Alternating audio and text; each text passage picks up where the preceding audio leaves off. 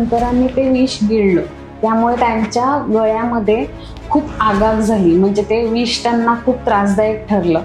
तर त्यावेळेला पार्वतीने आईचं रूप घेतलं आणि त्यांना स्वतःचं दूध पाजलं. पार्वतीला खूप भूक लागते आणि ती शंकरांकडे जेवण मागते, तर शंकर तिला जेवण देत नाही. तर रागाच्या भरात ती शंकरांनाच खाते. आणि जेव्हा ती शंकरांना खाते तेव्हा तिला पार्वतीला असा श्राप मिळालेला असतो की मग आता अखंड आयुष्य तू विधवा म्हणूनच राहा आणि एकटीच जग. छिन्नमस्ताचं आपण छिन्नमस्ताचा फोटो बघितला तर त्याच्यामध्ये तुम्हाला लक्षात येईल की खाली कमळ आहे, त्याच्यावर कामदेव आणि त्यांची बायको आहे काम क्रीडा करताना, आणि त्याच्यावर देवी उभी आहे. तिचं मस्तक कापलेलं आहे तिने स्वतःच्याच हाताने. त्याच्यातनं 3 ब्लड स्ट्रीम्स येतात. एक रक्ताची धारा एका देवीकडे जाते, एक दुसऱ्या, आणि एक तिसरी स्वतः तीच पिते. तर त्याच्या मागची कहाणी अशी आहे की एकदा पार्वती आंघोळ करायला जाते. तंत्र आणि मंत्रातला जो फरक मी म्हणला, तर जेव्हा काली मातेचा उजवा पाय शंकरांवर असतो म्हणजे ती मंत्रातली असते. जे तांत्रिक लोक असतात ते जे काली मातेचा फॉर्म वापरतात त्याच्यात कालीचा डावा पाय वर असतो शंकराच्या. कालभैरव ही साधना तंत्र आणि मंत्र दोन्ही ह्याच्यात मोडली जाते. त्यामुळे शक्यतो लोक कालभैरवाची उपासना करायला घाबरतात, कारण ती तंत्रविद्यातही जाते. दशमहाविद्या, तर हा टॉपिक मलाही काहीच माहिती नाहीये. आपण फार तर काय काली मातेविषयी थोडीफार माहिती असते तेवढीच, की थोडं तांत्रिक गोष्टी असतात, जसं करून कोलकातामध्ये किंवा वेस्ट बेंगॉल साईडला सगळ्या या गोष्टी घडतात. पण नक्की काय आहे दशमहाविद्या, काय आहे त्याची स्टोरी काय आहे?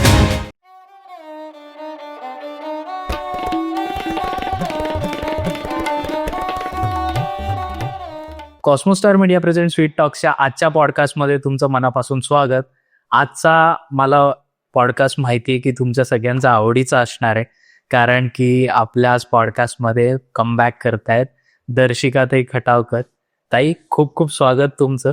सगळे प्रेक्षक जे आहेत ते नेहमीच तुमची वाट पाहतात. जेव्हा पण मी लाईव्ह करतो किंवा मग कुठलाही पॉडकास्ट असेल त्याच्यामध्ये एक तरी कमेंट असते की दर्शिकाताईंचा परत तुम्ही कधी करणार आहात पॉडकास्ट. तर जे पहिल्यांदा पाहतायत त्यांना मी सांगू इच्छितो की आम्ही Akashic record, Akashic reading related खूप सुरुवातीला पॉडकास्ट केला होता. सगळ्यात पहिला पॉडकास्ट जो आपला व्हायरल गेला होता, आणि त्याच्यानंतर कॉस्मोस्टार मीडियाची जी घोडदौड आहे ती अजून चालूच आहे. तर त्याच्यासाठी पहिले खूप खूप थँक्यू ताई. आणि आजचा जो पॉडकास्ट आहे हा आपण दशमहाविद्या, भैरव साधना, त्याच्यानंतर हुंकारावित हलीम, तर यासारख्या ज्या साधना आहेत याविषयी करणार आहोत, आणि त्याच्या रिलेटेड ताई आपल्याला माहिती सांगणार आहे. तर ताई, जे पहिल्यांदा तुम्हाला बघतायत अगदी सुरुवातीला, तर त्यांना थोडीशी तुमची ओळख करून द्या. ओके, माझं नाव दर्शिका शैलेश खटावकर. मी आकाशिक रीडर आहे. आत्ता आकाशिक हिलिंग करते. आकाशिक म्हणजे थोडक्यात आपण आपला पास्ट लाईफ बघतो आणि आपली पास्ट लाईफचे जे काही कर्मास बॅलन्स असतील ते आपण ह्या लाईफमध्ये क्लिअर करायचा प्रयत्न करतो. थोडक्यात काय, तर आपण आपला सोल पर्पज जर जाणून घेतला आणि त्याच्यावर वाटचाल सुरू केली तर आपल्याला युनिव्हर्स अबंडन्स देते, म्हणजे आपण आपल्या आयुष्यात यश मिळवू शकतो. सो त्या दृष्टीने मी माझ्या सगळ्या क्लायंट्सला हील करत असते थ्रू आकाशिक रीडिंग. आणि apart from Akashic me Austro healing पण करते, म्हणजे मी पत्रिका वगैरे पण कन्सल्टन्सी देते. अपार्ट फ्रॉम दॅट आता माझी जी इच्छा आहे की जास्तीत जास्त लोकांपर्यंत आपल्या ज्या महाविद्या आहेत आपल्या हिंदू संस्कृतीत त्या पोचाव्या, अशी माझी इच्छा आहे. त्यामुळे कालभैरव साधना कशी करावी किंवा त्याचे हिलिंग काय काय फायदे होतात तर त्याच्याशी संबंधित पण मी क्लासेस घेते. सो ही माझी आता ब्रीफ इंट्रोडक्शन आहे. ओके. आणि मी प्रेक्षकांना सांगू इच्छितो की काही काही शब्दांचे ना मराठी अर्थ कधी कधी सापडत नाहीत, सो त्यामुळे थोडंसं इंग्लिश येईल. सो त्याच्यासाठी आधीच आम्ही थोडं सॉरी म्हणतो, तुम्हाला माफ करा म्हणतो. सो आजचा ताई तुमच्या अनुमतीने पॉडकास्ट आपण सुरू करूया. नक्की करू. येस. आणि प्लीज तुम्ही अजून सबस्क्राईब केलं नसेल चॅनलला तर सबस्क्राईब करा, म्हणजे ज्यांना भैरव साधना किंवा Dashamahavidya, Akashic record, Akashic reading या रिलेटेड काही युट्यूबला सर्च करायचं असेल तर ते जेव्हा सर्च करतील त्यावेळी आपला पॉडकास्ट सगळ्यात आधी त्यांना बघायला मिळेल. तर ताई, सुरू करूयात आजच्या पॉडकास्टला. आणि सुरुवात आपण भैरव साधना आणि या सगळ्या गोष्टींपासून करूया. तर काय आहे भैरव साधना किंवा भैरव म्हणजे काय आणि ही साधना का केली जाते? भैरव साधना म्हणजे आपण कालभैरव ही देवता असं म्हणली जाते. कालभैरव ही शंकराचाच अवतार आहे असं पौराणिक कथांमध्ये लिहिलेलं आहे. तर भैरव म्हणजे भयाचा नाश करणारी देवता म्हणून बरं. त्याला भैरव असं म्हणलं जातं. तर ह्याच्याशी संबंधित बऱ्याच कथा आहेत, पण त्यातल्या मी 2 कथा इथे सांगेन. आपण दौरासुरन असा एक राक्षस होता. तर त्या दौरासुरन राक्षसला वरदान मिळालेलं होतं की त्याला कोणीच मारू शकत नाही. कोणी देवता नाही, दैत्य नाही किंवा कोणी मेल नाही. फक्त त्याला एकच मारू शकत होती, ती म्हणजे स्त्री. असं त्याला वरदान मिळालेलं होतं. मग त्याचा जेव्हा उत्पात वाढला तेव्हा भगवान शंकर पार्वतीकडे जाऊन म्हणाले की आता दौरासुरांचा वध करायची वेळ आलेली आहे. तर मग पार्वती मानी कालीरूपचा अवतार घेतला आणि दौरासुरांचा वध केला. आणि त्याच्यानंतर तिची जी काही एनर्जी होती, जो काही राग होता, त्याच्यातनं एक छोटं मूल निर्माण झालं. पण तरी सुद्धा तिचा राग शांत होत नव्हता. हे सगळं बघितल्यानंतर शंकर भगवानांनी त्या दोघांना स्वतःच सामावून घेतलं आणि जे रूप निर्माण झालं ते होतं कालभैरवाचं रूप. तर ही एक पौराणिक कथा आहे. आणि दुसरी जी कथा आपल्याला ऐकण्यात येते ती अशी आहे की एकदा ब्रह्मा, विष्णू आणि महेश या तिघांमध्ये वाद चाललेला असतो की कोण श्रेष्ठ, मी श्रेष्ठ का तू श्रेष्ठ. पण ह्याच्यामध्ये असं लक्षात येतं की ब्रह्मदेवांना अहंकार चढतो आणि ब्रह्मदेव म्हणतात की सर्वात श्रेष्ठ मीच. त्यामुळे त्यांचा अहंकार नष्ट करण्यासाठी भगवान शंकरांच्या त्रिनेत्रातनं एक मुनी जन्माला येतं. ते म्हणजे कालभैरव आहे. तर त्या कालभैरवाकडनं काय होतं, रागाच्या भरात ब्रह्मांचा एक मुंक किंवा एक तोंड जे असतं ते तो कापतो. पण ते कापल्यानंतर ते जे तोंड असतं किंवा हे असतं ते त्याच्या हाताला चिकटतं. आता त्याला ब्रह्महत्येचा श्राप लागतो. आणि मग ते पापातनं मुक्ती मिळवण्यासाठी कित्येक वर्षानुवर्ष ते मूल असं सगळीकडे आणीवाणी फिरत असतं आणि त्यांचं जे मस्तक असतं ब्रह्मांचं ते त्याच्या हाताला चिटकलेलं असतं. तर ते मस्तकच तो भिक्षाचं पात्र म्हणून भिक्षा मागत असतो सगळीकडे जाऊन जाऊन. आणि तो तसाच त्याचं आयुष्य पुढे जात असतं. पण त्याला काही त्या ह्याच्यातनं पापातनं मुक्तता मिळत नाही. तसंच चालत चालत तो काशीच्या नगरात येतो, ज्याला वाराणसी म्हणतो आपण. तर तिथे ते आपोआप मस्तक त्यांच्या हातातनं खाली पडतं. सो आपण म्हणतो की काशी हे खूप पवित्र स्थान आहे की जिथे देवालाही पापातनं मुक्तता मिळाली किंवा श्रापातनं मुक्ती मिळाली असं हे काशीचं शहर आहे. त्यामुळे तिथे कालभैरव स्वतः तिथं राहणं त्यांनी ठरवलं आणि तिथे कालभैरवाचं मोठं मंदिर आता वाराणसीत आहे, जे जागृत मंदिर आहे. तर ती एक कथा आहे. तर असे ह्या 2 कथा आपण बघितल्या कालभैरवाच्या.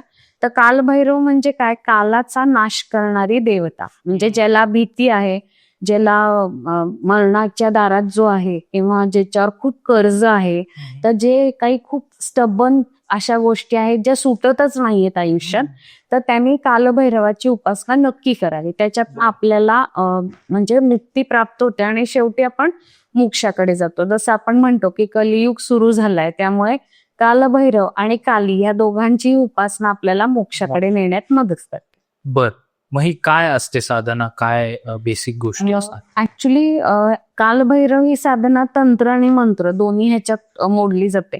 त्यामुळे शक्यतो लोक कालभैरवाची उपासना करायला घाबरतात, कारण ती तंत्रविद्यातही जाते. पण असं नाहीये. आपण आपली भीती बाजूला ठेवून आपण फक्त कालभैरवांचा जप केला, ओम श्री कालभैरवाय नमः हा जो जप आहे, आणि कालभैरव अष्टक जे आहे ते जर आपण रोज आपल्या नित्य पठणात ठेवलं तर आपल्याला सगळ्या पापातनं मुक्ती मिळते, मरण्याचं भय जातं. आणि कालभैरव हे शनी, राहू आणि केतू चे गुरु मानले गेले आहेत. सो या सगळ्या त्रासा म्हणजे पापग्रहांच्या त्रासातनं पण आपल्याला मुक्ती मिळते. आणि अगदी साधी उपासना असते कालभैरवाची. जसं मी म्हणलं की अष्टक म्हणा, नामस्मरण करा, किंवा रविवारी कालभैरवाच्या मंदिरात दही भाताचा प्रसाद जरी आपण दाखवला, नारळ चढवलं, सिंदूर, असं ह्या गोष्टी त्यांच्या ज्या आवडत्या गोष्टी आहेत त्या चढवल्या तरी आपल्याला कालभैरवाचं फळ मिळतं. बर, या साधनेमध्ये अशा काही नाही करायच्या अशा काही गोष्टी असतात? नाही करायच्या म्हणजे आता बरेच लोक असं म्हणतात की बायकांनी कालभैरवाला भजू नये.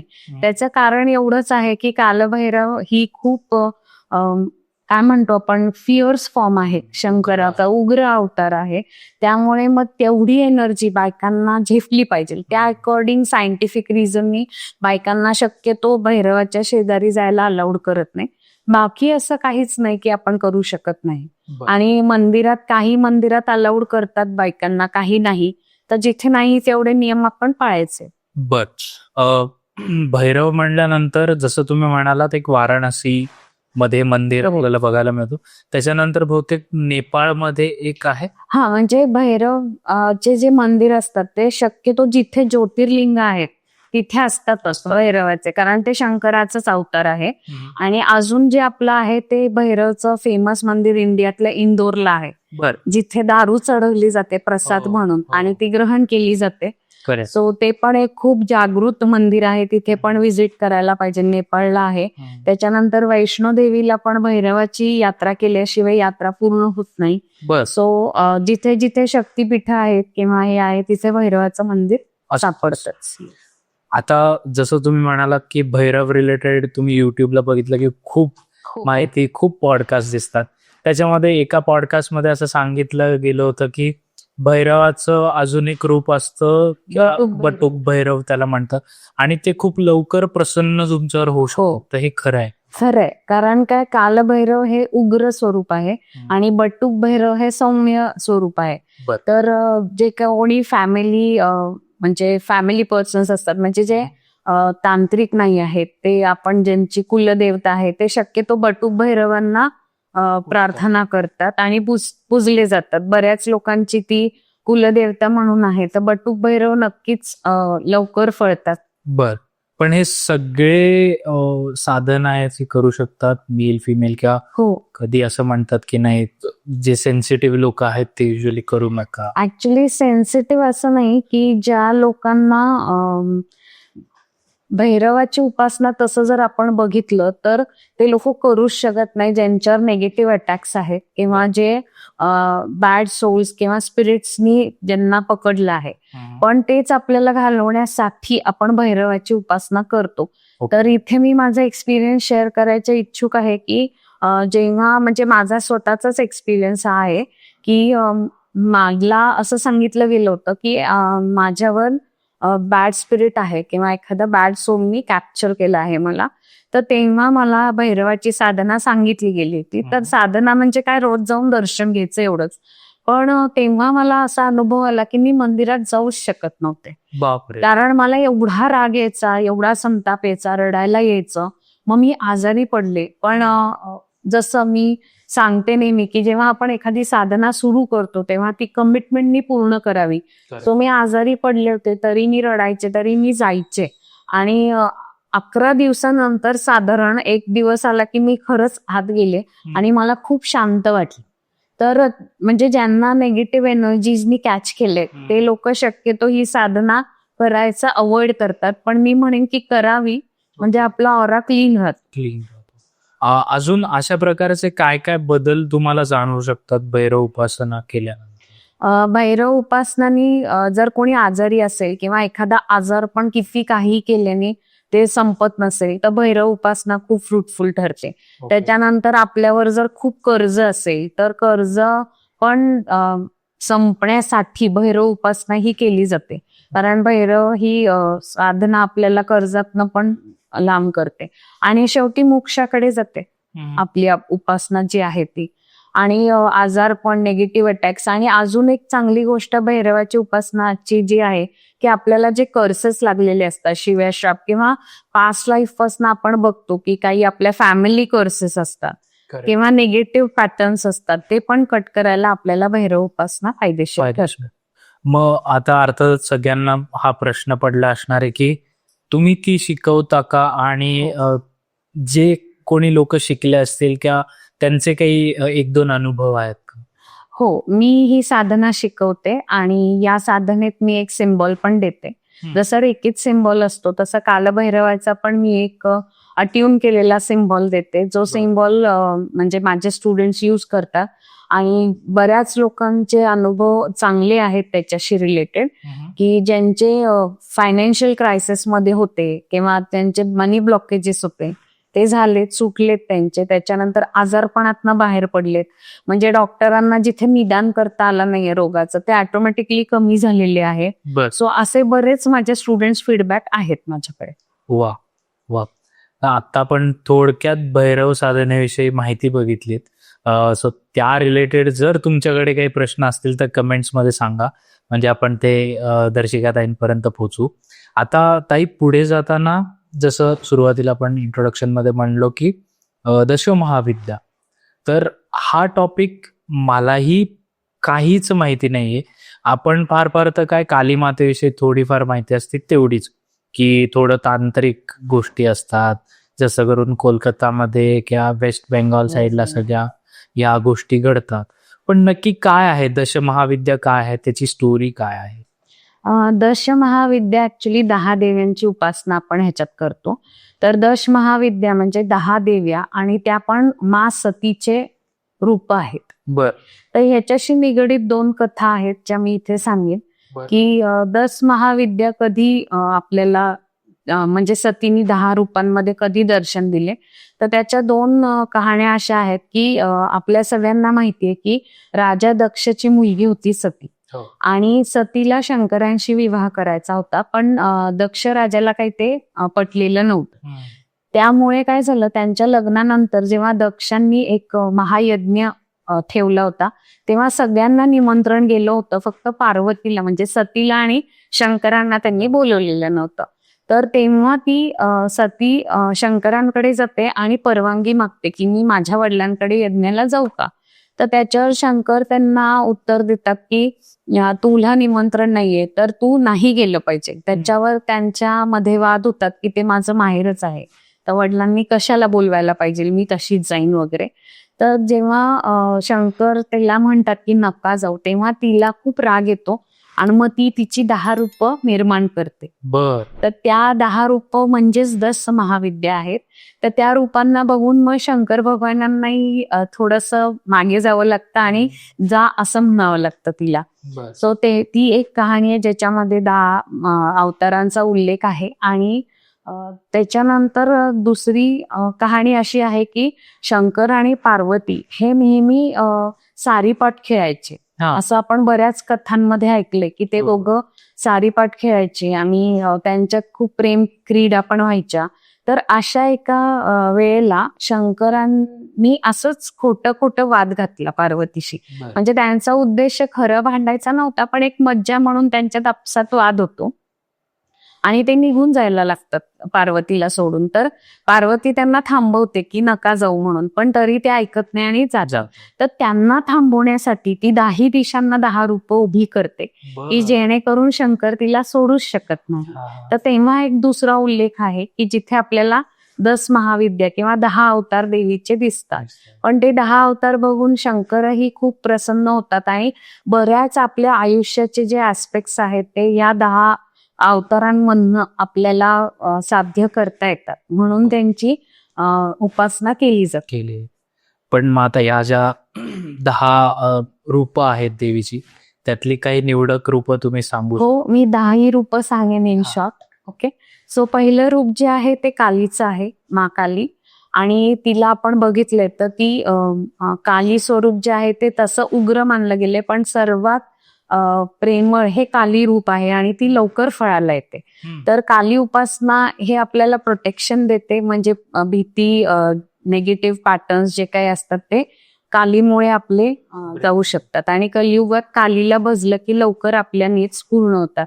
आणि काली उपासना केल्याने आपले शनी महाराज पण बॅलन्स राहतात. तो शनी ग्रहाला पण काली हे करते आणि ती उत्तरेच्या दिशेला तिचं रूप पकडलं जातं. नंतर मा तारा येते. मा तारा हे ऍक्च्युली पार्वतीचं रूप असलं तरी त्याची एक कथा अशी आहे की जेव्हा समुद्र मंथन झालं होतं तेव्हा विषाचा घडा जेव्हा बाहेर आला तेव्हा तो कोणीच घ्यायला तयार नव्हता. तेव्हा शंकरांनी ते विष गिळलं, त्यामुळे त्यांच्या गळ्यामध्ये खूप आगाग झाली, म्हणजे ते विष त्यांना खूप त्रासदायक ठरलं. तर त्यावेळेला पार्वतीने आईचं रूप घेतलं आणि त्यांना स्वतःचं दूध पाजलं, जेणेकरून ते त्यांचं जी आगाग होती ती कमी होते. त्यामुळे कथांमध्ये तारा ही पार्वतीचा उल्लेख न करता शंकरांची आई असं संबोधित केलं गेलं आहे. तर तारा ही आपल्याला रिसोर्सेस मिळवून द्यायला मदत करते. तर त्यांचा बिझनेस असेल, जॉब असेल, तर तुम्ही कुठे कमी पडताय तर ते 10 दिशांनी अपॉर्च्युनिटीज येतात आणि रिसोर्सेस फुल फ्लेश तुम्हाला मिळवून द्यायचं काम तारा करते. तर ती गुरुग्रहाला हे करते, रिप्रेझेंट करते. तर ताराची उपासना करण्याने आपल्याला ग्रह बॅलन्स करता येतो. आणि आपण पहिलेपासून ऐकत आलोय की आईच हा आपला सर्वात मोठा गुरु असतो. सो शंकरांची आई म्हणजे तारा.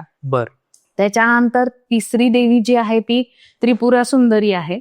तर हिला आपण भजतो ते ब्युटीसाठी. म्हणजे पुरुषांनी जर हिला भजलं तर ते अजून हँडसम होतात. ही बायकांची पण जी इंटरनल ब्युटी असते, म्हणजे ऑफकोर्स आता ब्युटीची डेफिनेशन प्रत्येकाची वेगळी आहे, पण तुम्हाला सर्वात जास्ती आकर्षक करून देणारी म्हणजे त्रिपुरा सुंदरी आहे. तर तिच्या अंडर बुध ग्रह येतो. त्यामुळे आपली कम्युनिकेशन स्किल पण वाढते त्रिपुरा सुंदरीची उपासना केल्याने. त्याच्यानंतर जी येते ती भुवनेश्वरी देवी येते. ती चंद्राला कंट्रोल करते आणि ती साऊथला असते. तर भुवनेश्वरीची उपासना केल्याने आपले नवग्रह बॅलन्स होतात सगळे. आणि नवग्रह बॅलन्स झाले की पत्रिकेतले जे काही तुमचे प्रॉब्लेम्स असतील ते एलिमिनेट होतात. त्याच्यानंतर जी देवी येते ती चिन्नमत्सा देवी येते. चिन्नमत्सा देवी आपल्या राहूला पॅसिफाय करते, राहू ग्रहाला कंट्रोल करते आणि ती सेल्फ सॅक्रिफाईस शिकवते की आपण जेवढं सॅक्रिफाईस करू, दुसऱ्याला मदत करू, तेवढा आपला उत्कर्ष होत जातो.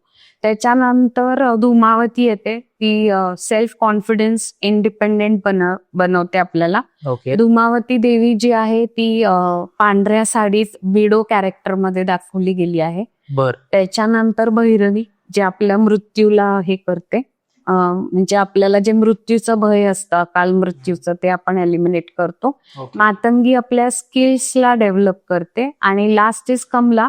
कमला म्हणजे तांत्रिकी लक्ष्मी असं म्हणलं जातं. जे आपण नॉर्मल ह्याच्यात लक्ष्मी स्वरूप बसतो तर ते लक्ष्मीच स्वरूप असतं, पण ते तांत्रिक लक्ष्मी असं तिला संबोधित केलं जातं. आणि ती शुक्र ग्रहाला हे करते. मग आता ह्याचं दशमहाविद्येची एक अशी काही कलेक्टिव्ह उपासना वगैरे पण आहे. 10 महाविद्येची म्हणजे आता 2 टाईपच्या उपासना असतात. एक तर नॉर्मल आपण डे टू डे लाईफ मध्ये त्याला अनुष्ठान वगैरे लागत नाही, पण या देव्यांचे आपण जप करायचे. एकाक्षरी मंत्राचा जप आपण 1,00,000 वेळेला केला की ते सिद्ध होतात मंत्र. आणि मग तुमच्या ज्या अकॉर्डिंग तुमचे जे सिच्युएशन असेल त्या देवीला आपण भजू शकतो. पण ही 10 महाविद्या ही तांत्रिक मध्ये पण मोडते, आपण ऐकलं असू. त्यामुळे बरेच लोक हे शिकायच्या प्रयत्नात जात नाही.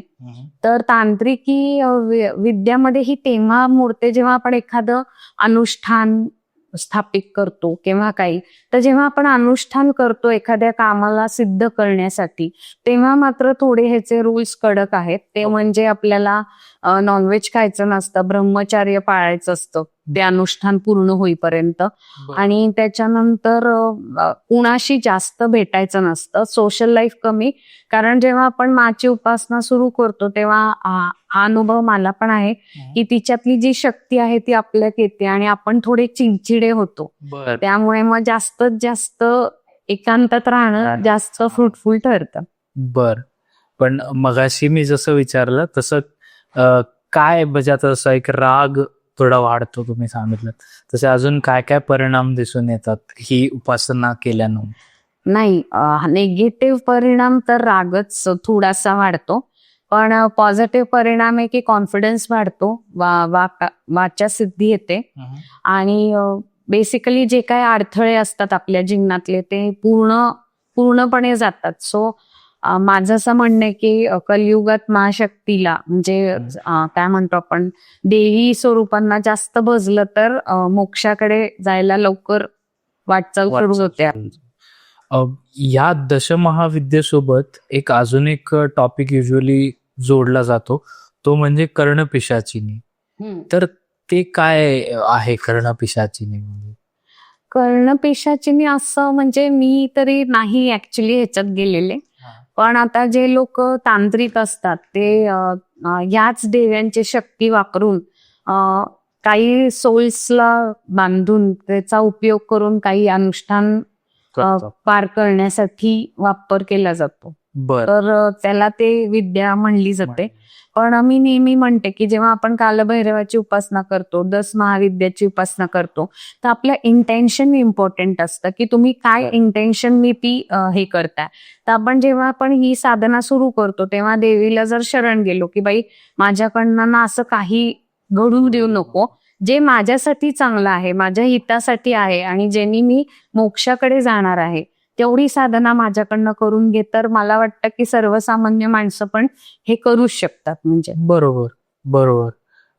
मगाशी जसं तुम्ही सांगितलं की याच्यामध्ये मंत्र आहेत आणि त्याच्यासोबत यंत्र पण असतात. करेक्ट. तर वेगवेगळ्या देवींचे वेगवेगळे यंत्र आहेत. यंत्राची उपासना पण केली जाते. जेव्हा आपण मंत्र म्हणतो आणि यंत्र स्थापित करतो एखाद्या देवीचं, तर त्यांनी पण आपल्याला बेनिफिट होतं. जसं आपण श्रीयंत्र ठेवलं लक्ष्मीचं की लक्ष्मीची आवक वाढते, तसंच आता बगलामुखी एक देवी आहे 10 महाविद्यातली, जी आपल्याला ज्यांच्यावर कोर्ट केसेस आहेत किंवा ज्यांचे जमीनोपार्जित जमीन अडकले आहे, कोर्ट केसेस चाललेत किंवा उगीच आपण नाही का एखाद्या ह्याच्यात अडकलोय कोर्ट मॅटर मध्ये, तर आणि एस्पेशली बिझनेसमॅन लोक बगलामुखीची साधना जास्त करतात. कारण बिझनेसमध्ये आपल्याला काय लागतं की समोरच्या क्लायंटनी आपलं ऐकलं पाहिजे, आपलं प्रोडक्ट असं चांगलं आहे ते त्याला पटवता आलं पाहिजे. सो बगलामुखी साधना त्याच्यासाठी उपयुक्त आहे. तर त्याची एक यंत्र मिळतो, तो आपण स्थापित केला तर मग त्याचे पण बेनिफिट्स मिळतात आपल्याला. बर. मगाशी जसं तुम्ही सांगितलं की छिन्नमस्ता एक आहे आणि धुमावती आहे. तर त्यातल्या धुमावती म्हणल्यानंतर तुम्ही जसं सांगितलं की म्हणजे व्हिडिओ आहे, पांढरी साडी आणि तर उग्रच रूप आहे. तर मग त्याविषयी थोडं सांगा. हो, म्हणजे धुमावतीशी संबंधित 2 कथा आहेत. एक कथा अशी आहे की मी म्हणलं की सती जेव्हा दक्षाकडे जाते आणि तिचा अपमान होतो तेव्हा ती अग्नीत स्वतः उडी मारते. त्याच्यानंतर जे धूर निघतो, ज्याला आपण धूम म्हणतो, फ्युम्स म्हणतो, त्याच्यातनं जी देवी निर्माण झाली ती धुमावती आहे. म्हणून धुमावती देवीला हे धुराशी पण संबोधित केलं जातं. त्याच्यानंतर दुसरी जी कथा आहे जी वाचण्यात येते ती अशी आहे की शुंभ निशुंभ जे दानव होते त्यांना मारण्यासाठी धुमावती देवीनी सगळीकडे धूर पसरवला, म्हणजे जेणेकरून त्यांना लढताना त्रास झाला आणि मग त्या धुरातीने त्यांचा वध केला. आणि तिसरी जी आहे ती तंत्रविद्येशी म्हणजे प्राणतोषिणी तंत्र जे आहे त्याच्यामध्ये या स्टोरीचा उल्लेख आहे, कहाणीचा. तर ती अशी आहे की एकदा पार्वतीला खूप भूक लागते आणि ती शंकरांकडे जेवण मागते, तर शंकर तिला जेवण देत नाही, तर रागाच्या भरात ती शंकरांनाच खाते. अरे बापरे. आणि जेव्हा ती शंकरांना खाते तेव्हा शंकर तिला म्हणतात की बाहेर काढ मला, आणि ती डिनायल मूड मध्ये जाते की मी नाही बाहेर काढणार कारण मला भूक लागली आहे, सो मी खाणार. तर तेव्हा तिला पार्वतीला असा शाप मिळालेला असतो की मग आता अखंड आयुष्य तू विधवा म्हणूनच राहा आणि एकटीच जग. बर. म्हणून तिला व्हाईट साडीमध्ये दाखवलं जातं आणि तुम्ही जर तिचं चित्र बघितलं तर तिथे कावळा दाखवलेला असतो. सो ते पितरांना पण ती कंट्रोल करते. आणि धुमावती मातेला अलक्ष्मी माता पण म्हणलं जातं. अच्छा. कारण जर ती प्रसन्न नसेल, धुमावती माता प्रसन्न नसेल, तर घरात खूप क्लेश, कटकटी म्हणजे पैसा न टिकणे, कर्सेस सारखे लागणे, हे सगळं धुमावती माता प्रसन्न न होण्याचे सिग्नल्स आहेत. म्हणजे तर जर आपण तिला भजलं तर शक्यतो धुमावती माताचा फोटो किंवा हे आपण घरात लावत नाही, ती घराच्या बाहेरच भजली जाते. ओके. सो जेव्हा आपण साधना करतो तेव्हा फक्त तिचा एकाक्षरी मंत्र म्हणायचा असतो आणि ती घराच्या बाहेरच राहते, तिची स्थापना घरात होत नाही. म्हणजे नुसती धुमावती देवी आपण कधी स्थापित करू शकत नाही, तिच्याबरोबर अजून कुठलीतरी देवी, बाकी सगळ्या देव्या आपण एक एक स्थापित करू शकतो, पण धुमावती बरोबर मात्र कुणाला तरी ठेवावं लागतं. तर तिला जर आपण भजलं तर आपल्या जे अलक्ष्मी किंवा घरात जे स्ट्रेस आहे, अँसिस्टर्स म्हणजे आपले पित्र जर खुश नसतील तर हे सगळ्याला बॅलन्स धुमावती देवी करते. आणि धुमावती देवीचं जर पिक्चर बघितलं किंवा तिचं जे आपण आता कहाणी ऐकली तर ती आपल्याला ऍक्च्युली इंडिपेंडेंट व्हायला शिकवते, की सेल्फ सफिशियंट व्हायला शिकवते. सो आपण जर त्याचा पॉझिटिव्ह साइड बघितला तर ती हिरो आहे तरी ती एकटी सस्टेन करते, ती रथावर आहे, ती एनर्जी लिबरेट करते आणि आपल्याला एकटं लढायला शिकवते. तर म्हणजे नेहमी विडो हे आपण आपल्या संस्कृतीत वाईट मानलं गेलंय, तर ते तसं नाहीये. त्यांच्या चॅलेंजेस त्यांना माहिती आणि ते जे स्ट्रॉंगली फेस करतात त्या बायका, सो त्यांना सुद्धा ड्यू रिस्पेक्ट दिला गेला पाहिजे, कारण प्रत्येक गोष्टीला शेवटी एक इम्पॉर्टन्स असतोच. म्हणजे जर आपण त्यांना भजलं धुमावती मातेला तर आपल्या घरात कायम लक्ष्मी नांदते, कारण जे काही त्रास, जे काही अलक्ष्मीचे वाईट नजर लागणे ती बाहेरच थांबवते. So she acts as a protective shield. So त्या एंगलनी धुमावती देवीचा आपण उपासना केली पाहिजे. छिन्नमस्ताचं काय? हा, छिन्नमस्ताची कहाणी पण खूप छान आहे. म्हणजे ऍक्च्युली सर्वात माझी आवडती कहाणी आहे ही, की जर आपण छिन्नमस्ताचा फोटो बघितला तर त्याच्यामध्ये तुम्हाला लक्षात येईल की खाली कमळ आहे, त्याच्यावर कामदेव आणि त्यांची बायको आहे काम क्रीडा करताना, आणि त्याच्यावर देवी उभी आहे. तिचं मस्तक कापलेलं आहे तिने स्वतःच्याच हाताने. त्याच्यातनं 3 ब्लड स्ट्रीम्स येतात. एक रक्ताची धारा एका देवीकडे जाते, एक दुसऱ्या, आणि एक तिसरी स्वतः तीच पिते. तर त्याच्या मागची कहाणी अशी आहे की एकदा पार्वती आंघोळ करायला जाते आणि तिच्या बरोबर 2 तिच्या सख्या घेऊन जाते. तर आता काही कहाण्यांमध्ये त्यांना डाकिणी वारिणी नाव दिले, तर काही कहाण्यांमध्ये जया विजया दिले. तर या दोघींना ती घेऊन मंदाकिनी नदीमध्ये आंघोळ करायला जाते आणि मंदाकिनी नदीत आंघोळ करताना तिला काम इच्छा जागृत होते, त्यामुळे तिला आंघोळ करून बाहेर यायला खूप उशीर होतो. आणि ती जेव्हा त्या मैत्रिणींना नेते तेव्हा ती त्यांना वचन देते की तुम्हाला जेवू घालीन मी, आणि हिला उशीर होतो. त्यामुळे ही जेव्हा बाहेर येते तेव्हा त्या दोघी जणी भुकेल्या असतात आणि त्यांना खूप त्रास होत असतो की हिने वचन पाळलं नाही. मग अशा वेळेला ती स्वतःच्याच नखाने तिचं मस्तक हे करते आणि तिच्या रक्ताने ती त्या दोघांना फीड करते, तिच्या मैत्रिणींना. तर आपण आता हे चित्र जर नीट बघितलं तर कमळ म्हणजे आपले सगळे मटेरियलिस्टिक नीड्स, पैसा, गाडी, घर, सो ते फुलफिल होतात. त्याच्यानंतर आपण बघितलं तर कामदेव आणि त्यांची वाईफ त्या काम पोज मध्ये दाखवले. म्हणजे थोडक्यात काय की कामवासनेहून जेव्हा आपण वर येतो तेव्हा आपण मोक्षाकडे जातो. सो कामवासना ही खूपच क्षुल्लक गोष्ट आहे, त्याच्यावर आपण विजय मिळवतो. आणि जेव्हा आपण दुसऱ्यांना मदत करतो विदाऊट स्वार्थ, कारण ती स्वतःचं मस्तक कापून त्या दोघींना रक्त देत असते, तर ह्याचाच अर्थ काय की तिने स्वतःचा विचार न करता तिने आधी लोकांना फीड केलं, आणि दॅट इज हाऊ आपण मोक्षाकडे जातो. सो मला हे चित्र फार आवडतं की बेसिक मधनं आपण जर बाहेर जायचं असेल तर हे स्टेप बाय स्टेप आपण वर जातो, आणि फायनली जर आपण हे करत गेलो तर नक्कीच मोक्षाकडे जाऊ शकतो. वा. तसंच काली मातेची पण काय आहे स्टोरी? काली माता ही म्हणजे असुरांना मारण्यासाठी उग्र रूप पार्वतीचं आपण म्हणतो, पण सर्वात सॉफ्ट हार्टेड काली माता आहे. ती लवकर प्रसन्न होते. आणि काली मातेचं जर आपण स्वरूप बघितलं तर ती नेहमी अशी खूप ज्वेलरीमध्ये नाही दाखवत तिला, तर ती कायम नाही का हातांचा स्कर्ट घातलेला असतो, त्या म्हणजे स्कल्स असतात, जे कवठ्यांची माळ असते. ओके, तर त्याचं पण सिम्बलायझेशन खूप छान आहे की कवठ्यांची माळ म्हणजे हे सगळे आपल्यातले विकार आहेत, राग, लोभ, जेलसी, त्याच्यानंतर वाईट, तर हे आपण सगळं मातेच्या चरणी अर्पण करतो. म्हणजे आपण तिला ते समर्पित करतो आणि आपण प्युअर फॉर्म मध्ये जातो. हाताचा स्कर्ट घालते म्हणजेच काय की आपण आपल्या हातात म्हणणं जे काही पाप करत आलोय तर ते आपले हात कापून आपण तिला देतो की इथून पुढे आमच्याकडनं काही पाप गोष्टी होऊ नको देऊ. आणि मग ते, आणि अजून त्याचं एक असं स्वरूप आहे की ती खूप नॅचरल फॉर्म मध्ये, तिच्या अंगावर कपडे दागिने असं नाही दिसणार, तर त्याचाच अर्थ ती जगाला काय सांगायच्या इच्छुक आहे की जेव्हा तुम्ही एखाद्या बाईकडे बघता तर तेव्हा तिला त्या रूपातही एक्सेप्ट करा आणि तिला ते तशा रूपात बघितल्यावर तुमच्या डोक्यात वाईट विचार नाही आला पाहिजे. म्हणजे ती मटेरियलिस्टिक गोष्टींच्या फार पलीकडे आहे कालीमाता आणि ती एकदम प्युअर फॉर्म मध्ये आहे, म्हणून ती कपडे किंवा नट्टा थट्टा असं तिला दाखवत नाही.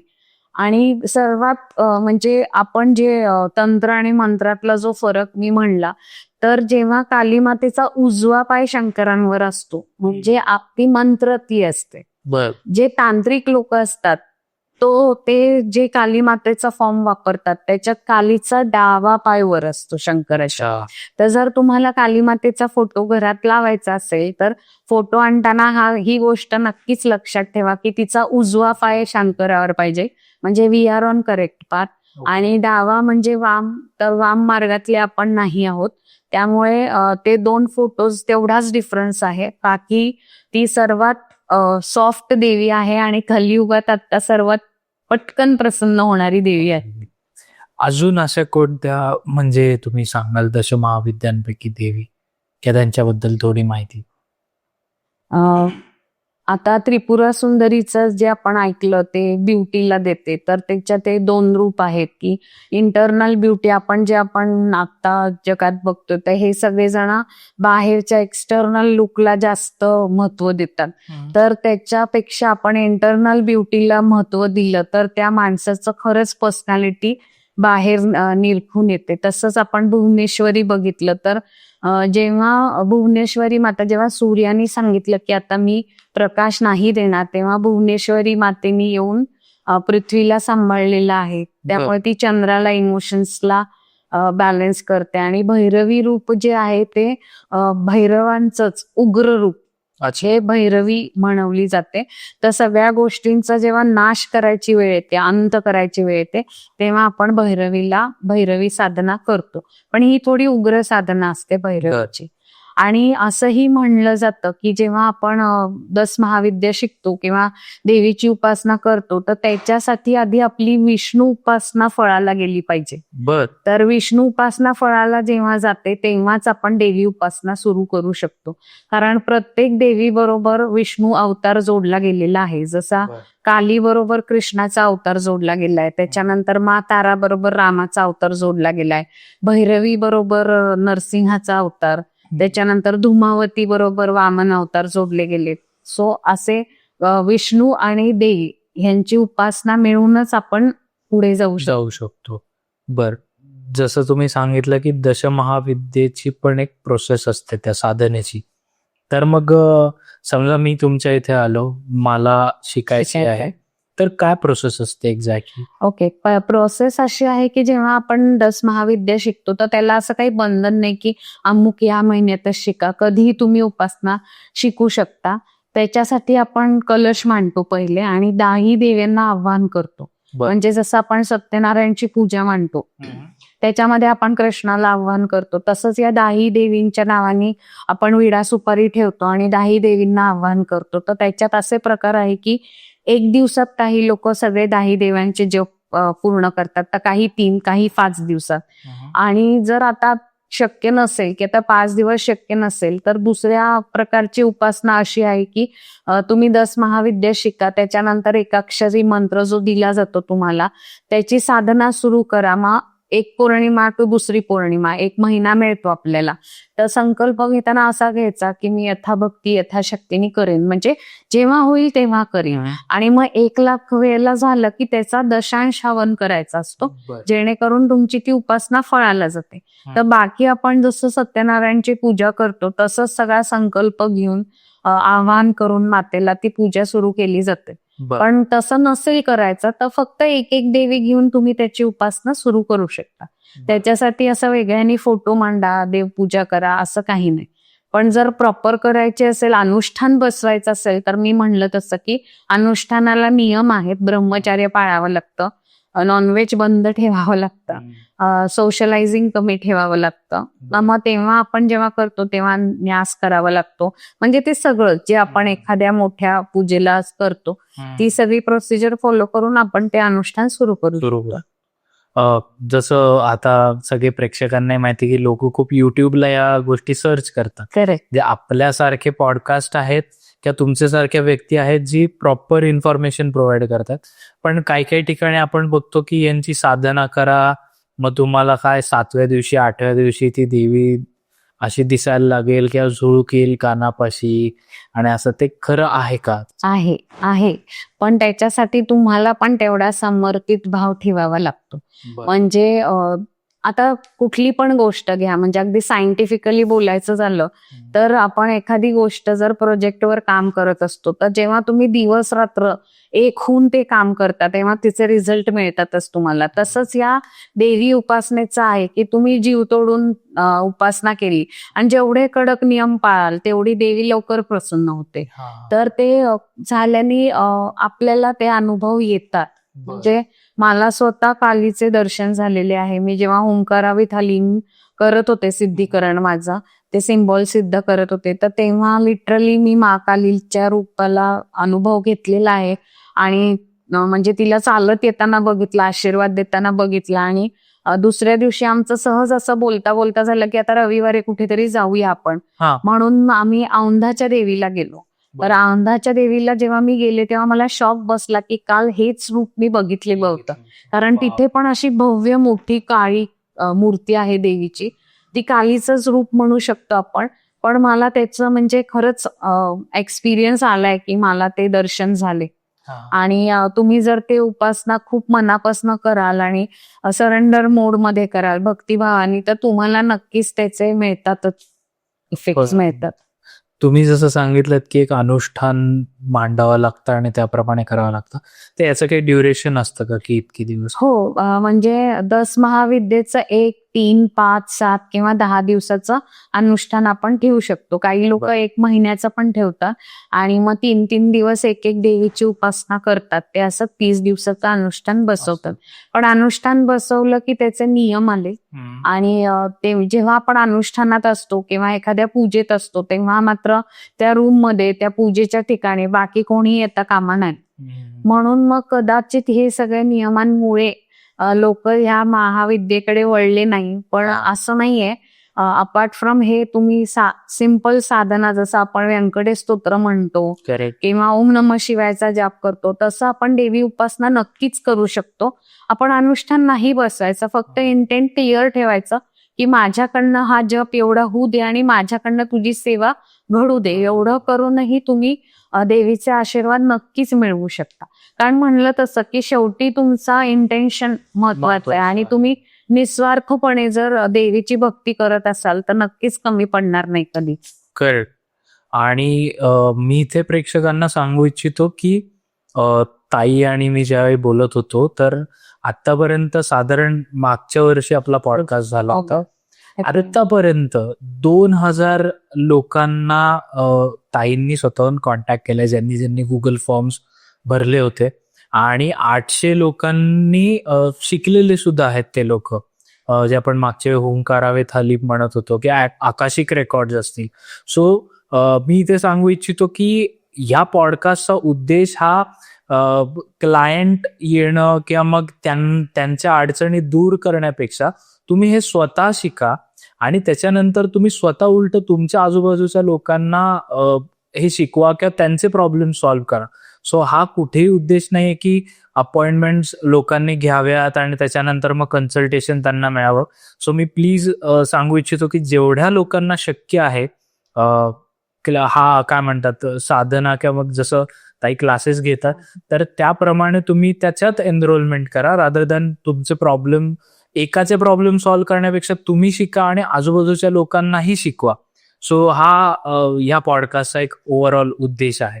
हो, म्हणजे मी ह्याच्यात सांगायच्या इच्छुक आहे की क्लासेस घ्यायच्या मागचं माझं इंटेन्शन असं आहे की मी एकटी ज्या ठिकाणी पोहोचू शकत नाही तर माझे स्टुडंट्स तिकडे पोहोचतील आणि मी एकटी एवढ्या लोकांना हील नाही करू शकत जेवढे आता माझे जर 10 विद्यार्थी आहेत तर त्यांना परत 10 लोक मिळतील आणि ते हील करू शकतात. आता मला ह्याच्यात मध्ये ऍड असं करायचंय की माझे युएसचे आहे, नॉर्वेचे आहेत क्लायंट्स. तर नॉर्वेचे, कॅलिफोर्नियाचे वगैरे त्यांनी माझ्याकडनं शिकलं आणि आता त्यांनी कन्सल्टेशन सुरू केलंय आणि त्यांचे फीडबॅक मला येतात की ताई मी क्लायंट घेतलं असं त्याचं फीडबॅक आहे आणि त्यांच्यामुळे आज कित्येक लोक हील होत आहेत. सो माझा उद्देश जो आहे म्हणजे मला जे भगवंतांनी काम करायला पाठवलेलं आहे ते एवढाच आहे की मला लोकांमध्ये ही जागरूकता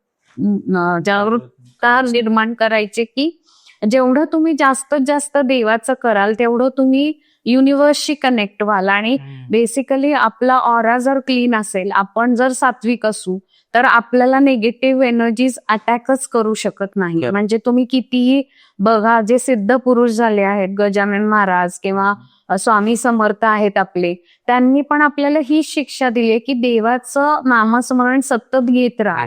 आणि आता असं झालंय की मी जेव्हा माझ्या स्टुडंट्सला भेटते, क्लायंटला भेटते, तर त्यांच्याकडे सगळं करायला वेळ असतो. पण त्यांना जर मी सांगितलं की बाबा हे व्यंकटेश स्तोत्र रोज 3 वेळेला वाचा, तर त्यांचं असं असतं की वेळ नाहीये. बरं मग उपास करा, तर नाही आम्हाला पित्त होतं. पण तसं नाहीये. म्हणजे थोडक्यात आपण मनुष्य जन्म का घेतलाय, तर आपल्या सगळ्या वासनांवर जिंकता आलं पाहिजे. एखाद दिवस जर नाही खाल्लं तर सस्टेन करता आलीच पाहिजे body. It is not about fasting किंवा उपास किंवा ह्याला आध्यात्मिक चित्र न देता सायंटिफिकली बघितलं तर एक दिवस उपास केला तर तुमच्या बॉडी सेल्सला पण आराम मिळतो.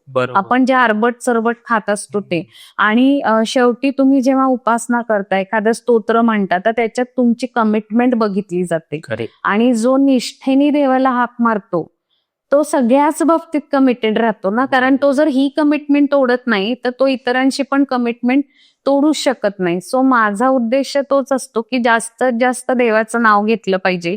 बाकी माझा असा काही उद्देश नाही. आणि आकाशिक मध्ये जो अजून एक फीडबॅक मला लोकांचा आला की त्यांना क्लासेस घ्यायला जास्त आवडतात, क्लायंट करायला आवडत नाही. तर इथे मी थोडं सांगण्याचे इच्छुक आहे की आकाशिक ही फक्त फॉर्च्यून टेलिंग मॉडॅलिटी नाही, तर आकाशिक ही आपण वेगवेगळ्या क्षेत्रात वापरता येणारी मॉडॅलिटी आहे. आणि म्हणजे मी फीडबॅक शेअर करायलाही तयार आहे माझ्या मुलांचे. माझा एक विद्यार्थी आहे, तो डॉक्टर आहे, मोठा सर्जन आहे. तर तो आकाशिकचा इतका सुंदर वापर करतो, म्हणजे तो त्याचे रेकॉर्ड्स रोज ओपन करतो आणि मग सर्जरीला जातो. तर जे स्ट्रेस असतं किंवा जे एक भीती असते किंवा फेलियरचा जो प्रकार असतो तो खूपच नलिफाय होतो. म्हणजे नाहीच शक्यतो मास्टर्स तुमच्याकडनं असं काही करवतच नाही ज्याने तुम्ही फेल व्हाल. तर थोडा लोकांनी पण दृष्टिकोन हा बदलला पाहिजे की आकाशिक फक्त ही फॉर्च्यून मॉडॅलिटी नाही, तर ती तुमच्या डे टू डे लाईफ मध्ये कशी वापरता येईल ती त्यांनी. अजून बरेच अनुभव आहे की म्हणजे शॉपिंगला जातो तेव्हा सुद्धा जेव्हा मी रेकॉर्ड्स ओपन करून शॉपिंग करते तेव्हा मला रिझनेबल रेटमध्ये गोष्टी मिळतात. किंवा आपण ट्रॅफिक मध्ये अडकलोय तर आपल्याला सायन्स मिळतात की हा रोड नाही, ह्या रोडनी जा. तर आकाशिकचे बरेच फायदे आहेत. बरोबर. त्यामुळे जास्तीत जास्त लोकांनी शिकावं एवढीच माझी इच्छा आहे. बरोबर. आता परत आपल्या पॉडकास्टच्या टॉपिकवर दस महाविद्या. तुम्हाला थोडस हे विचारायचं वाटेल की दश महाविद्याचा जो काय तो अनुष्ठान असेल ते तुम्ही केलं, तर त्याच्यानंतर जसं तुम्ही सांगितलं की काली मातेचा अनुभव आला, तो एक तुम्ही थोडा विस्तार करून सांगितला, तसंच अजून काही अनुभव आले असतील तर ते मला सांगा. अजून एक म्हणजे ज्यांचा माझे क्लायंट होते त्यांच्या ह्याच्यामध्ये राहूचा दोष होता त्यांना खूप. पण तेव्हा जेव्हा त्यांनी चिन्नमत्सा देवीची उपासना केली तेव्हा त्यांचे राहूचे खूप पॉझिटिव्ह रिझल्ट यायला लागले आणि ते पूर्ण बँक्रप्सीला गेले होते. पण जेव्हापासून त्यांनी उपासना सुरू केली, अर्थात त्यांचं पण कौतुक असं आहे की त्यांना जी काही उपासना मी दिली होती ती त्यांनी मनोभावे केली आणि त्याच्यामुळे त्यांनी म्हणजे within 1 year he was again in the position की जिथे 0 बँक बॅलन्स होता, नाव he is playing in crores. अच्छा. सो अगेन म्हणजे जो कॉन्फिडन्स गेला होता तो. त्याच्यानंतर दुसरा अजून एक अनुभव असा आहे की माझे क्लायंट होते, त्यांचा मुलगा सारखा रडायचा खूप रडायचा. मग त्यांना मी कालीची उपासना दिली. ते जसं मी तुम्हाला होंकारावेत हलीम सांगितलं, तर त्यांनी ते सिम्बॉल त्यांच्या मुलावर यूज केले. तर आता तो इतका छान गाढ शांत झोपतो. त्याच्यानंतर एक अजून माझे क्लायंट होते की जे आयसीयूत होते आणि डॉक्टरनी शक्यता जरा कमी सांगितली होती रिकव्हर होण्याची, पण मग त्यांनी ओंकारावेत हलीमचे सिम्बॉल त्यांना दिले. म्हणजे माझ्या स्टुडंटचे वडीलच होते, तिने त्यांना दिले. तर त्यांचा हार्टचा प्रॉब्लेम होता आणि डॉक्टर म्हणत होते की शक्यता खूप कमी आहे. पण अगेन डॉक्टर वॉज शॉक की हे कसं झालं, की हे एवढे लवकर कसे बॉडी सेल्स रिकव्हर होत आहेत. तर असे भरपूर अनुभव आहेत म्हणजे की ज्यांनी आपण 10 महाविद्या शिकलीच पाहिजे असं आपल्याला कळतं म्हणजे. हा, आता तुम्ही उल्लेख केला हुंकारावेत हलीमचा. मागच्या पॉडकास्टमध्ये तर आपण ब्रीफली त्याबद्दल बोललोच होतो, पण आता जे पहिल्यांदा बघतात तर त्यांना थोडं हुंकारावेत हलीम बद्दल सांगाल, कारण की ते ऐकल्यानंतर पहिले कुठली वेगळी साधना आहे की काय असं वाटतं? हुंकारावेत हलीम हे ऍक्च्युली लामाफेरामधनं या 2 विद्या एक्सट्रॅक्ट केल्या गेल्या आहेत. तर हुंकारा हे काली मातेशी रिलेटेड आहे आणि हलीम हे बगलामुखीशी रिलेटेड आहे. याच्यात आपण 2 सिम्बॉल्स, ऍक्च्युली 3 सिम्बॉल्स देतो आणि ते सिम्बॉल्स आपण म्हणजे यंत्र फॉर्मॅट आपण म्हणू शकतो. तर यंत्राची उपासना का करायची, की जेव्हा आपण 3,80,000 वेळेला जप म्हणतो तेव्हा तो जप आपल्याला सिद्ध होतो. तर इन्स्टेड ऑफ दॅट आपण जर हुंकाराचा सिम्बॉल काढला तर तो सिद्ध झालेलाच आहे. म्हणजे त्या सिम्बॉलमध्ये ऑलरेडी 3,80,000 मंत्राची पॉवर त्या सिम्बॉलमध्ये आहे. तसंच हलीमचा सिम्बॉल हा बगलामुखीशी रिलेटेड आहे. तर तो सिम्बॉल मध्ये जास्तीत जास्त आपण स्वॉर्ड्स यूज करतो. तर स्वॉर्ड्स हे आपण कॉर्ड कटिंगला यूज करतो. तर जे आपण कॉर्ड कटिंग ऐकलं असेल बऱ्याच लोकांनी, तर तो जो हलीमचा सिम्बॉल असतो तर सगळे नेगेटिव्ह जे आपले ट्रॉमाज आहेत किंवा एखाद्या माणसाशी कॉर्ड कट करायची असेल तर त्या हलीमच्या सिम्बॉलनी होते. आणि हलीमच्या सिम्बॉलनी अजून फायदा होतो की जे स्लो लर्नर आहेत, ज्यांची मुलं स्लो लर्नर आहेत, मेमरी प्रॉब्लेम आहे, तर त्याच्यासाठी पण आपल्याकडे बुद्धिकारी साध्या असा सिम्बॉल आपण देतो की जेणेकरून आपल्याला फायदा होतो. आता परत म्हणलं तसं की बिझनेसमॅन आहे, त्यांना एखादं टार्गेट अचीव्ह करायचं असेल तर मग आपण 2 सिम्बॉल क्लब करतो की हुंकारा द्या आणि साध्या सिम्बॉल घ्या.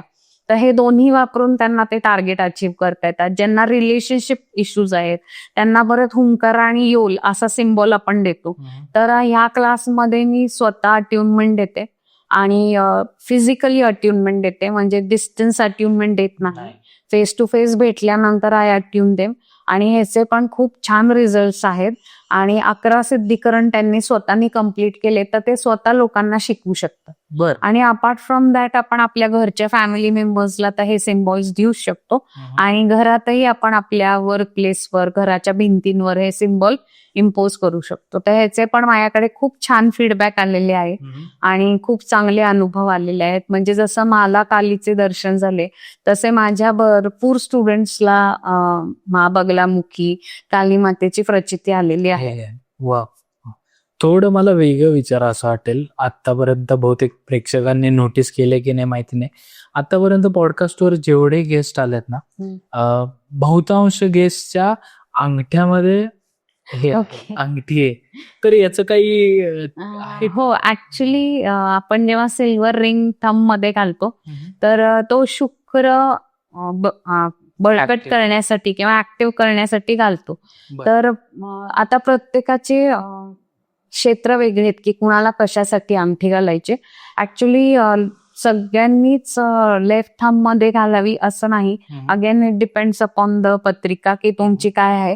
पण शक्यतो डाव्या अंगठ्यात फिमेल जेव्हा अंगठी घालतात तेव्हा ते विरक्तीकडे जातात आणि एस्पेशली बायका जास्त संसारात अडकलेल्या असतात, सो त्यांना विरक्तीसाठी आपण घालतो. तसंच पुरुषांनी गोल्ड रिंग घालावी, राईट थंब मध्ये घालावी, म्हणजे ज्यांना कॉन्फिडन्सचा इश्यू आहे किंवा बोलताना थोडंसं अडपळल्यासारखं होतं, आपली मतं नीट मांडता येत नाही, तर त्यांनी नक्की अंगठ्यात रिंग घालावी आणि दॅट टू गोल्डची घातली तर अजून कॉन्फिडन्स लेवल वाढते.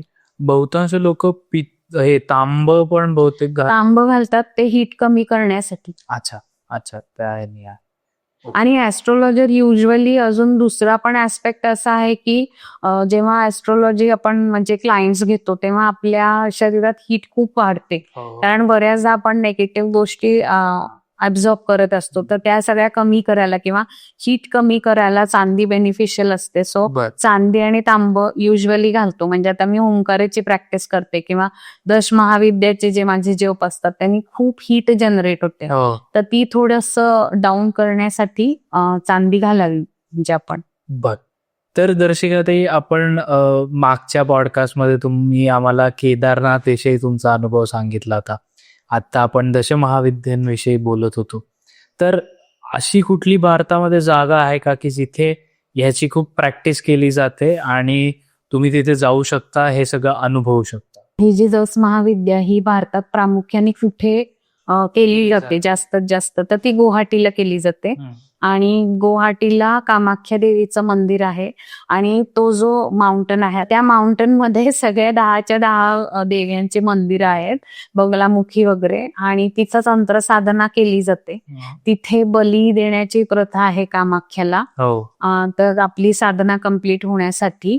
पण ज्यांना बली द्यायची नाहीये त्यांना दुसरं पण असं आहे की आपण बली नेण्यासाठी तो तिथं नेतो आपण तो, आणि क्षमा पात्र असं म्हणतात त्याला, की तो क्षमाचं पात्र आहे आणि क्षमा करून त्यांना परत आणतो. म्हणजे नॉट नेसेसरी प्रत्येक वेळेला बली हा दिलाच पाहिजे.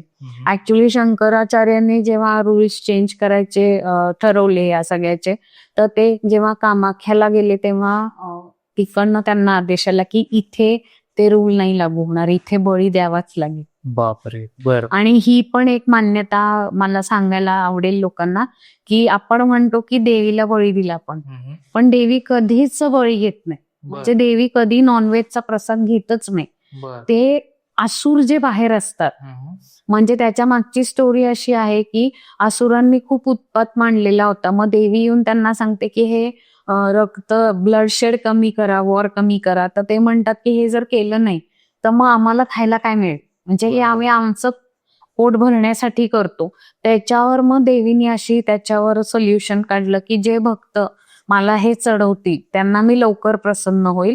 का? कारण ते फूड जे असतं ते बाहेर जे 2 असुर असतात तिच्या मंदिराच्या बाहेर ते त्यांना चढवलं जातं. सो देवीला कधीच हा प्रसाद जात नाही. आणि हा कन्सेप्ट मला कलकत्त्यामध्ये जेव्हा मी कालीचे दर्शन करायला गेले होते तेव्हा त्या पुजाऱ्यांनी सांगितलं होतं की काली देवीला शक्यतो आपण म्हणतो बकरा चढवा आहे, पण काली कधीच ते खात नाही. ते असुरांना बाहेर दिलं जातं. कारण आता असुर तिची टीम आहे ना, ते शांत का बसलेत, कारण तिने प्रॉमिस केले की मी खायला घालेन, म्हणून मग ते आपण असुरांना देतो. तिला जाताना गोडाचाच प्रसाद जातो.